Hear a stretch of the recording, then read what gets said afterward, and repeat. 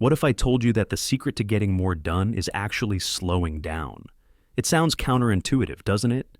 But in a world where we're constantly bombarded with messages about hustling harder, optimizing every second, and squeezing more productivity out of our already packed days, maybe it's time to consider a radical alternative. Welcome to CEO's Library, the 1% bookshelf, where we distill game-changing insights from the best business and personal development books. I'm your host, and today we're diving into a book that challenges everything you thought you knew about productivity. We're exploring Slow Productivity, The Lost Art of Accomplishment Without Burnout by Cal Newport. Now, before we jump in, I want you to take a moment and think about your typical workday. How often do you feel overwhelmed, racing from one task to the next? Your to-do list seemingly growing longer no matter how hard you work. If you're like most knowledge workers, this probably sounds all too familiar. But what if I told you there's a better way? A way to not only get more done, but to do work that truly matters, all while avoiding the burnout that plagues so many of us? That's exactly what Cal Newport proposes in Slow Productivity. And let me tell you, this isn't just another productivity hack or time management trick. This is a fundamental reimagining of how we approach work in the knowledge economy. It's a call to abandon the frenetic pace of modern work life and instead embrace a slower, more deliberate approach that paradoxically leads to greater accomplishment. But before we dive into Newport's revolutionary ideas, we need to understand the problem we're trying to solve. And that problem has a name: pseudo-productivity. Pseudo-productivity is the dark underbelly of our modern work culture. It's the belief that being busy equals being productive. It's the constant checking of emails, the back-to-back meetings, the late nights at the office, the weekends spent catching up on work. It's the feeling that if you're not constantly doing something, you're falling behind. This culture of busyness has become so ingrained in our work lives that we often don't even question it. We wear our 60-hour work weeks like badges of honor. We brag about how little sleep we get. We feel guilty for taking a lunch break or gasp actually using our vacation days. But here's the thing. All this busyness isn't actually making us more productive. In fact, it's doing the opposite. It's burning us out, reducing the quality of our work, and paradoxically, making us less effective at our jobs. Newport shares a striking example of this in the book. He talks about a program manager at HSBC named Jonathan Frostick, who had a heart attack while working from home during the pandemic. Frostick's first thought as he was having the heart attack: "I need to meet with my manager tomorrow. This isn't convenient." Let that sink in for a moment. Our culture of busyness has become so toxic that we're more worried about missing a meeting than we are about our own health and well-being. But it's not just our health that's suffering. Our work is too. When we're constantly switching between tasks, never giving our full attention to any one thing, we're not doing our best work. We're just doing a lot of mediocre work. And technology, which was supposed to make our lives easier, has in many ways made this problem worse. Email, instant messaging, and video conferencing have created an expectation of constant availability. We're always on, always connected, always working. But are we really accomplishing more? Newport argues that we're not. In fact, he suggests that this culture of pseudo-productivity is holding us back from doing truly meaningful, impactful work. And that's where the concept of slow productivity comes in. Now, when you hear slow productivity, you might be thinking, great, another buzzword. But I assure you, this is different. Slow productivity isn't about working less, although that might be a side effect. It's about working better. It's about focusing on what truly matters and giving those important tasks the time and attention they deserve. Newport breaks down slow productivity into 3 key principles. The first principle is simple, but radical. Do fewer things. I know. In a world where we're constantly being told to do more, be more, achieve more, the idea of doing less seems almost heretical. But hear me out. Think about the most impactful work you've ever done. The project that really moved the needle for your company, or the piece of writing you're most proud of. Chances are that work required deep focus and sustained effort. It wasn't something you knocked out in between checking your email and attending status update meetings. Newport argues that by ruthlessly prioritizing and focusing on fewer, more important tasks, we can actually accomplish more. He shares the story of Andrew Wiles, the mathematician who solved Fermat's last theorem, a problem that had stumped mathematicians for over 300 years. When Wiles decided to tackle this problem, he didn't just add it to his to-do list. He cleared his schedule. He stopped attending conferences, limited his teaching responsibilities, and devoted himself almost entirely to this one problem for 7 years. Now, I'm not suggesting we all need to spend 7 years on a single project. But Wiles' story illustrates an important point. Truly groundbreaking work often requires sustained focus and effort. By trying to do everything, we often end up doing nothing particularly well. So, how do we put this principle into practice? Newport suggests a few strategies. First, he recommends what he calls mission-level planning. Instead of thinking about individual tasks, think about your broader goals or missions. What are the 2 or 3 most important things you want to accomplish in your work? Once you've identified these missions, ruthlessly eliminate or delegate anything that doesn't directly contribute to them. He also suggests limiting the number of projects you work on at any given time. This might mean saying no to new opportunities, even if they seem exciting. It might mean putting some projects on hold. But by limiting your focus, you give yourself the mental space to do truly deep, meaningful work on the projects that matter most. Now, I can hear some of you thinking, but I don't have the luxury of only focusing on a few things. I have a boss, clients, team members who need things from me, and that's a valid concern. Newport addresses this by suggesting strategies for managing the small stuff that inevitably comes up in any job. One of his suggestions is to create what he calls a reverse task list. Instead of keeping your own to-do list, create a shared document where others can add tasks they need from you. This not only makes your workload more transparent to others, but it also creates a bit of friction that might make people think twice before adding just one more thing to your plate. The key here is to be intentional about how you spend your time and energy. It's about quality over quantity. It's about doing less, but doing it better.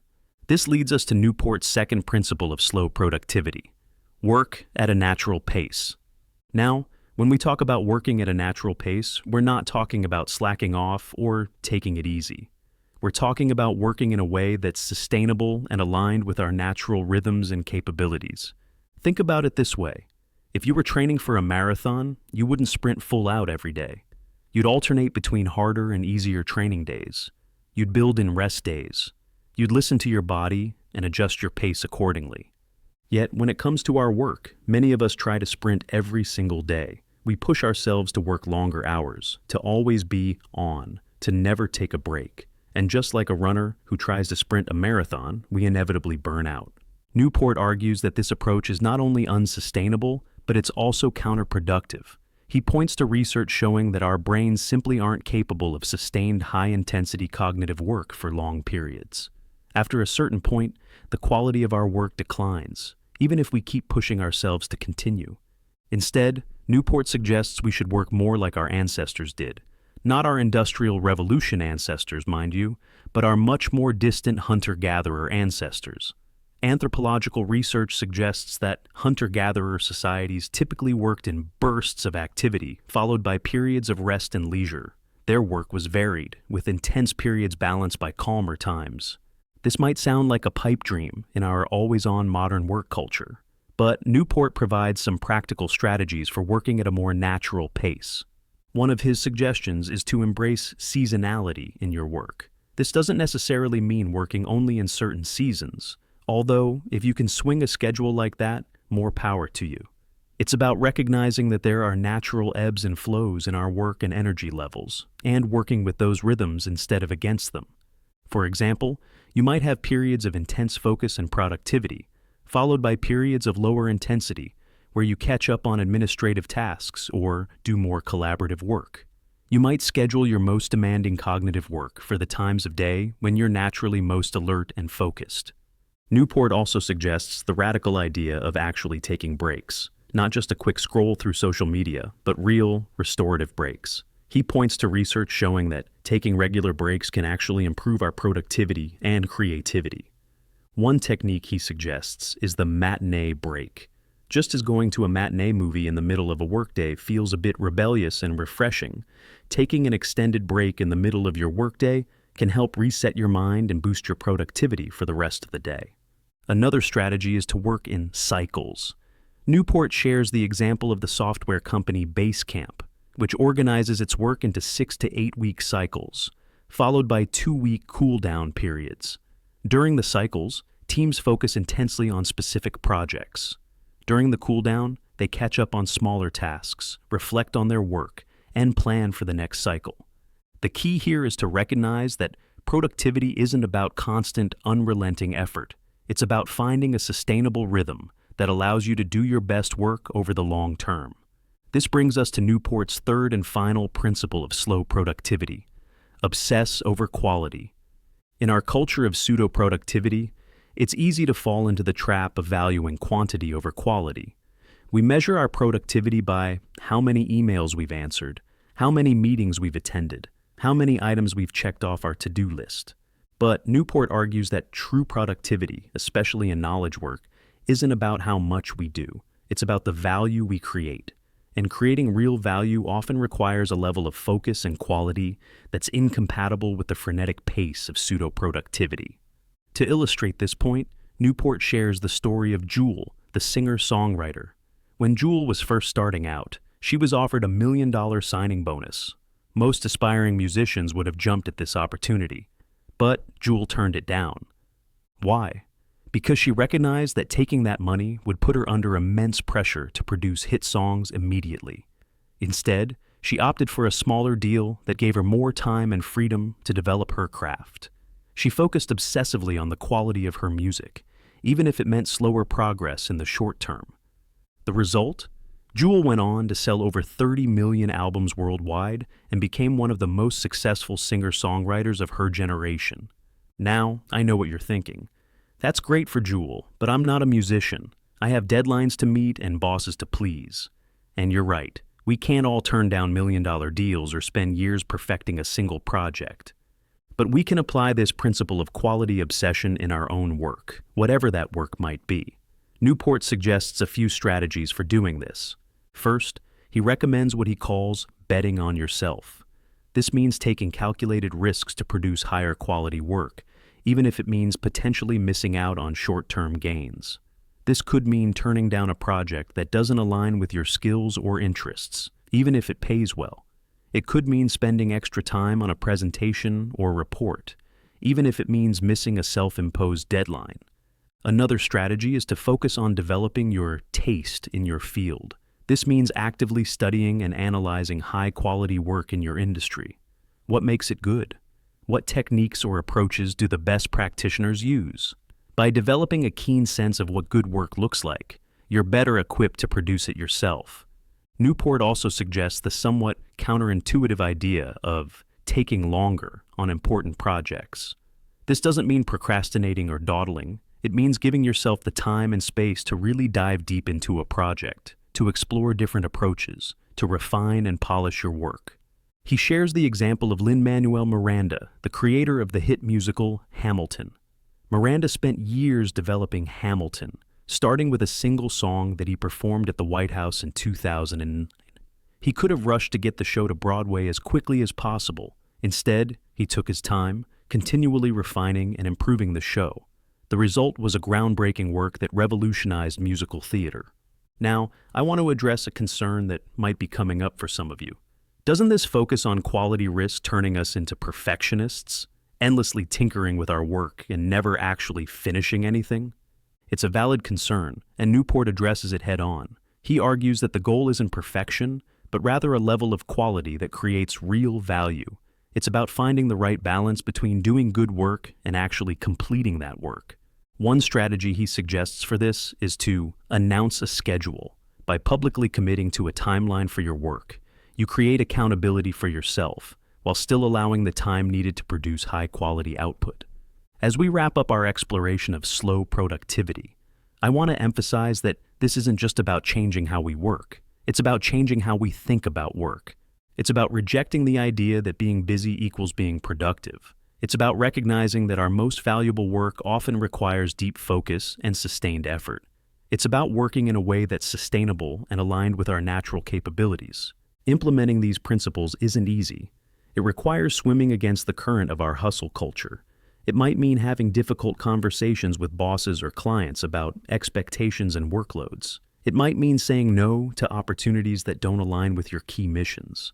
But the potential benefits are enormous. Imagine being able to focus deeply on work that truly matters, without the constant stress and overwhelm of trying to do everything at once. Imagine producing work that you're truly proud of, work that makes a real difference. Imagine ending each day feeling satisfied and energized, rather than drained and burned out. That's the promise of slow productivity. And while it might seem counterintuitive in our fast-paced world, the evidence Newport presents suggests that this slower, more deliberate approach might just be the key to accomplishing more while enjoying our work more. So I challenge you to try it. Pick one principle from the book and experiment with it in your own work. Maybe you'll start by ruthlessly prioritizing your to-do list, focusing only on the tasks that truly matter. Maybe you'll experiment with working in cycles, alternating periods of intense focus with periods of rest and reflection.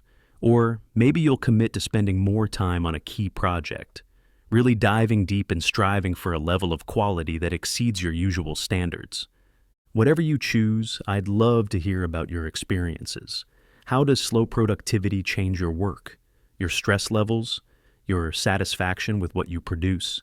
Share your stories in the reviews or reach out on social media. And remember, the journey to slow productivity is just that, a journey. It's not about perfection, but about continual improvement and finding a way of working that's sustainable and fulfilling for you. Before we go, I want to remind you that you can find a link to purchase Slow Productivity in the episode description. And if you enjoyed this deep dive, be sure to subscribe to CEO's Library for more insights from the best business and personal development books. Until next time, here's to slowing down to speed up. Happy reading and happy slow productivity.